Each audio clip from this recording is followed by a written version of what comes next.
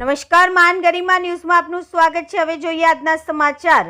તારીખ 22 સપ્ટેમ્બરથી 1 ઓક્ટોબર 2025 દરમિયાન નવરાત્રિના ભવ્ય ઉત્સવ પારસૌ જ્વેલરી હાઉસ નોરતા નગરી આવી રહ્યું છે।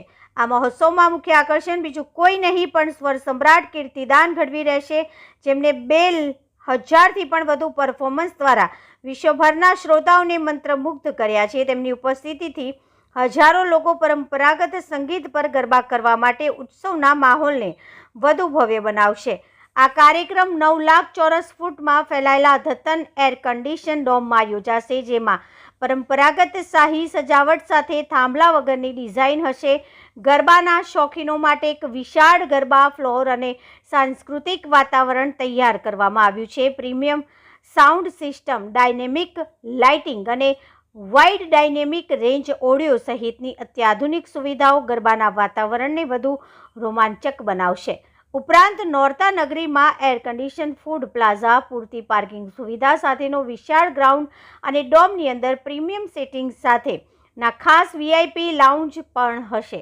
આ કાર્યક્રમમાં દૈનિક 20,000 મુલાકાતીઓ આવવાની સંભાવનાઓ છે અને સેલિબ્રિટી તેમજ વીઆઈપી મહેમાનોની હાજરી આ ઉજવણીના ગ્લેમરમાં વધારો કરશે।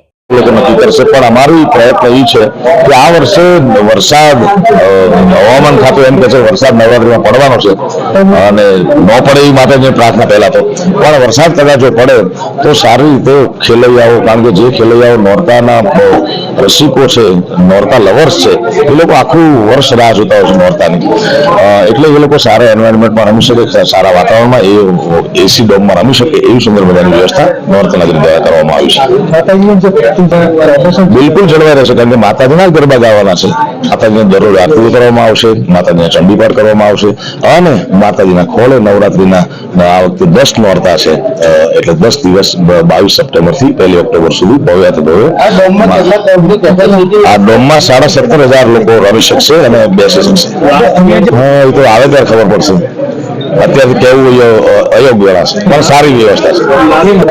લાસ્ટ યર એ તકલીફ પડી હતી, કારણ કે લાસ્ટ યર કેપેસિટી એટલા માટે મોટી વ્યવસ્થા કરી છે આ વર્ષે। અમદાવાદમાં છે ને ભાઈ 50 કલાકારો કરે નવરાત્રી અલગ અલગ મોટા પાયે, તો પણ બધાની સક્સેસ અને બધાની સફળતા મળે એવી પ્રભુને પ્રાર્થના, કારણ કે અમદાવાદમાં કેટલા બધા માણસો રહેશે, આખું ગુજરાત રહેશે, આખું ભારત રહેશે।